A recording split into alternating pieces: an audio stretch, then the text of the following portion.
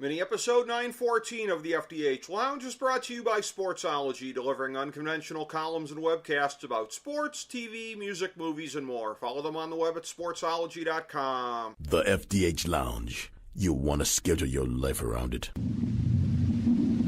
A long time ago, on a gloomy, wet Cleveland spring night, two men stand alone amidst the late-night drizzle. Their voices echo across the vacant station parking lot as they debate the merits of the great American radio show that have been missing for far too long. On that night, an idea was born. That idea became the FDH Lounge.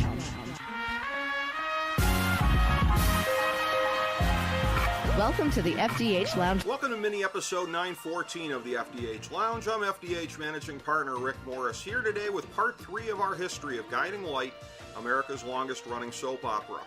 In our estimation, there were 5 eras of the program in the final quarter century of the show that is the part remembered by most fans, and those are parts 2 through 6 of our series, following the preface, which is part 1. Part 7 is our list of the greatest characters of the modern era.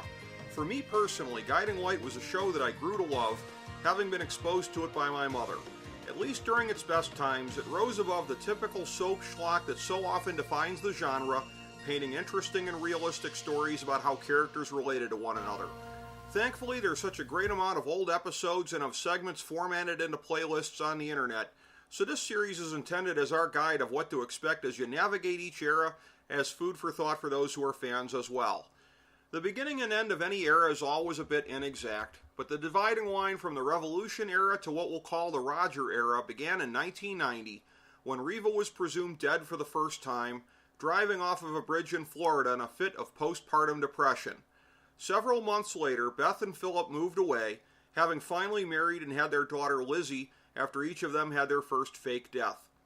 With Alan having gone to jail, much of the main event star power was off the board, and Roger, who had returned in 1989 after being presumed dead for 9 years, became the focus of the show, at first as at least something of a good guy, foiling Alan's bad intentions and marrying Alex, but as he gave in to greed and lust, stealing from Alex and from Spaulding Enterprises, committing adultery with the luscious young Mindy, and serving as an obstacle for Ed Bauer and Ross Marler when they thought about getting back together with Holly, he became one of the truly great characters in daytime history. Inevitably, with most of the town wanting him dead, he was shot and almost killed, and a lengthy mystery ended up producing Billy Lewis as the shooter. Ironic, since Roger, engaged in a custody issue with Billy's family and not knowing who shot him, had tried to frame Billy. That custody matter started over a year earlier as something that initially had almost nothing to do with Roger, but it tied in beautifully over a period of time. Young Bridget Reardon, living with her Aunt Maureen and Uncle Ed Bauer, was impregnated by Hart Jessup, Roger's estranged, long-lost son. Hart left town before Bridget could inform him of the matter.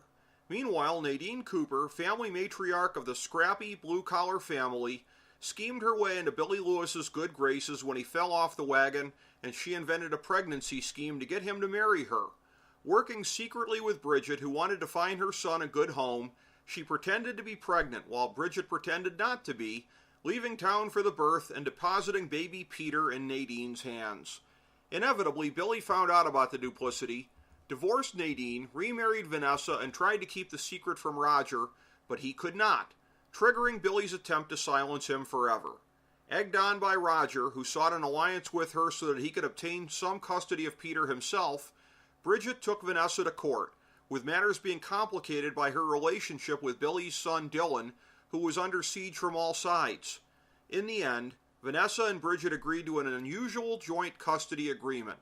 The storytelling over these several months, from the end of 1993 to the beginning of 1994, connecting most of the characters to the Roger investigation, the custody battle, or both, marks a high point creatively in the history of the show. During the Roger era, new characters came onto the canvas and played prominent roles at a time that featured a great degree of parody in terms of story focus among everyone not named Roger. Long-lost Cooper patriarch Buzz returned and quickly romanced British jewel thief Jenna Bradshaw. Buzz's daughter Lucy, not previously known to the Cooper family, soon followed. Roger's erstwhile foster daughter, Tangi Hill, came into the picture, romancing his enemy Josh before becoming a pawn between Alan and Alan Michael. New York journalist Nick McHenry was revealed to be the twin brother of Alexandra's late son Lujak, as her amnesia about the circumstances of the birth was shaped into not remembering having two sons taken away from her. Inevitably, Nick romanced and married Alex's now bitter enemy Mindy, leading to all sorts of fireworks. Nick's ex-girlfriend Eve Guthrie returned to his life with a vengeance and also served as Ed's first serious romance since the tragic demise of his wife Maureen.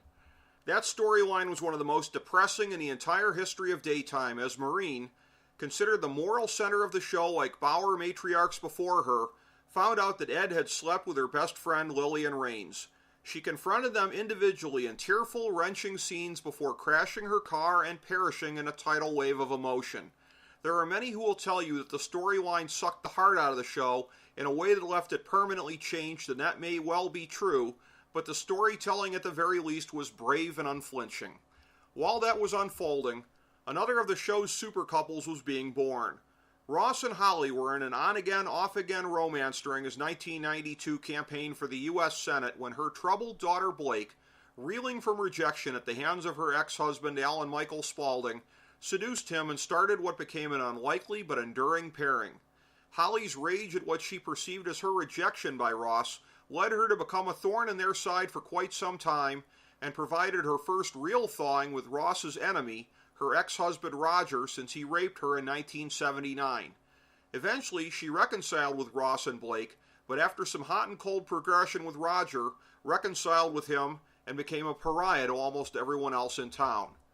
This was also the time of the greatest prominence yet for black characters on the show, primarily with the Grant and Speaks families.